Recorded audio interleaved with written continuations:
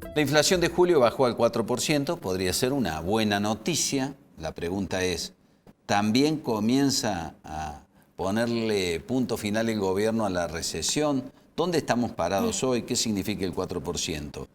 ¿Se puede perforar ese piso del 4%? Está Gisela Beritier con nosotros. ¿Cómo estás, Gisela? Buenas noches. Hola, Petete, ¿cómo estás? Muchas gracias por la invitación. Por favor, si tuvieras que trazar un panorama, ¿qué dirías?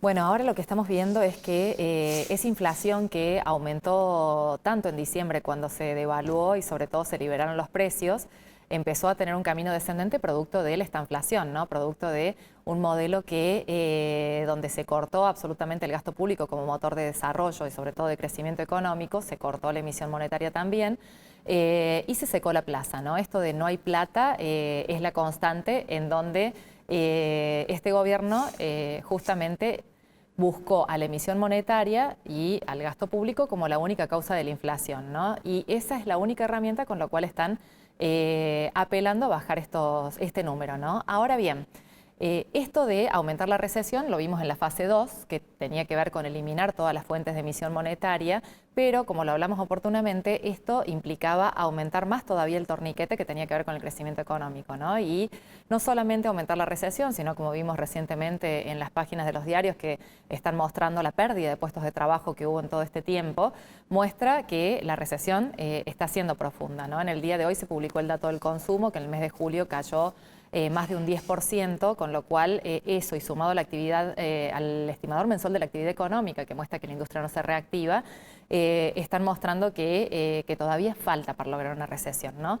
Ahora, Para salir de la recesión. Exacto, para salir de la recesión, perdón. Sí vimos que en este dato de inflación está empezando a mesetarse también esa baja, ¿no? Con lo cual allí hay varias cuestiones que tienen que ver con esto, ¿no? Primero con que todavía hay factores que hacen que todavía deba ajustarse esto del gasto público, ¿no? Por ejemplo, las tarifas, ¿no? En julio estuvo muy marcado por el aumento de las tarifas, sobre todo en Cava, y también por el tema de las vacaciones, o sea, el segundo componente tiene que ver con la estacionalidad.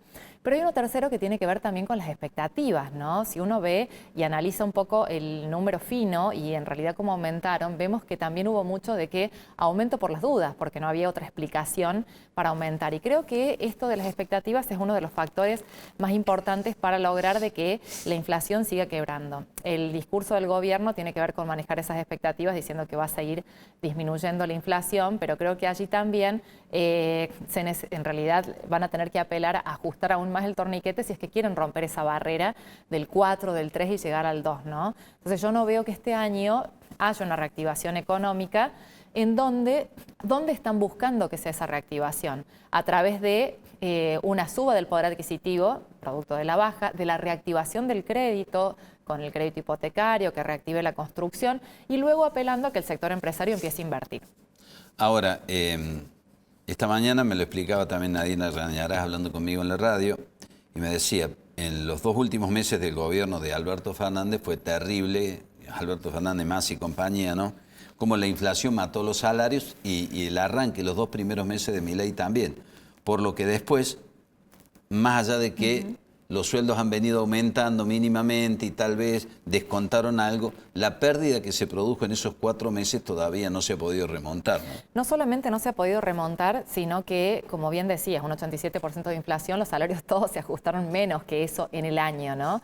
Pero además también venimos con una pérdida de poder adquisitivo de muchos años atrás, ¿no? La corrida cambiaria del 2018 en adelante realmente hizo que sea muy difícil recuperar ese poder adquisitivo, con lo cual el empobrecimiento de la gente cuesta, digamos, que se reactive, ¿no? Yo creo que hoy en las familias les pasa que si bien los precios ahora ya no están aumentando tanto en el súper, todavía sienten la restricción de que el dinero no alcanza y esto pega, ¿no? Pero aún así, PTT, sí hay que decir que este gobierno puso como primera bandera y como la base de su aceptación social la baja de la inflación, aún más que el principal problema que tiene hoy la Argentina, que es el dólar, ¿no? Porque en definitiva hoy la falta de reservas, la salida del cepo es el problema principal. Sin embargo, la apuesta a que aún con cepo y demás podamos tener una inflación en baja es más importante que todo, ¿no? Sin embargo, bueno, hay que ver, digamos, el otro tema que tiene que ver con cómo salimos del cepo y la liberalización cambiaria y cuáles son los dólares que siguen adelante,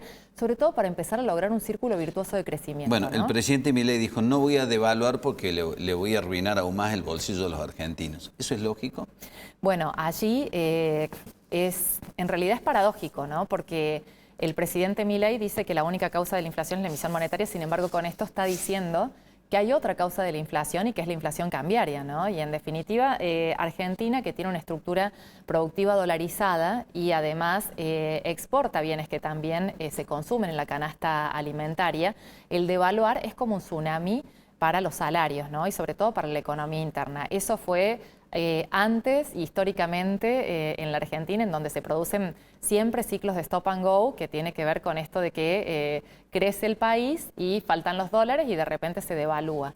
Una devaluación hoy para el gobierno de Milei haría que toda esta tesis que está planteando de baja de inflación, en definitiva, termine trasladándose a los precios con el famoso efecto pass-through o de traslado a precios. Por lo tanto, no va a devaluar, por lo menos en el corto plazo, ¿no? Rompería con el relato y con la bandera que él está vendiendo y mostrando que la inflación está bajando. Absolutamente, pero en definitiva una devaluación se traslada a precios y pasa lo que pasó en diciembre, no hay que irse muy lejos, ¿no? Claro. Donde en realidad esa devaluación hizo que aumentaran los precios e incluso tuvimos una inflación por encima del 25%, ¿no? Entonces, eso hoy haría que esto sea insostenible. Ahora, hoy tener el dólar como está, ¿qué está haciendo? Que no haya exportaciones en donde estamos viendo que encima el precio internacional de la soja está en valores mínimos. En un ¿no? tercio en relación a lo que estuvo en su momento pico, ¿no? En un tercio e incluso en valores más bajos que en la peor época de Macri, ¿no? Con lo cual allí tenemos estos dos factores, ¿no? Con un tipo de cambio que no es competitivo, sobre todo para el sector del campo, más un precio internacional bastante bajo, con el principal generador de divisas para la Argentina, no estaría liquidando, ¿no?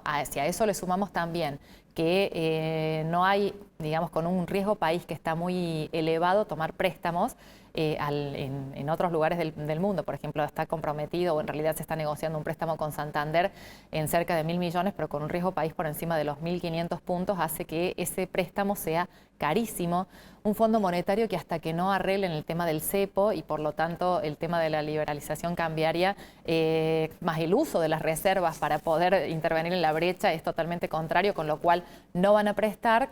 Hoy están apelando al blanqueo como la principal fuente para poder obtener dólares, ¿no? Gisela, otra de las apuestas del gobierno es que gane Trump. Supuestamente Trump a Milei le va a dar una mano, ¿no? Pero bueno, no está garantizado el triunfo de Trump tampoco. Vos ¿no? acordate que estaba Obama, que era muy amigo de Macri, y aún así, con el tema de los fondos buitres y demás, no dio demasiadas manos, ¿no? Entonces yo creo que allí, obviamente que todo influye, pero después hay muchos otros actores que hay que ver cómo justamente juegan para saber si va a dar una mano o no va a dar una mano, ¿no? Gisela, gracias, un gusto como siempre. No, muchas gracias.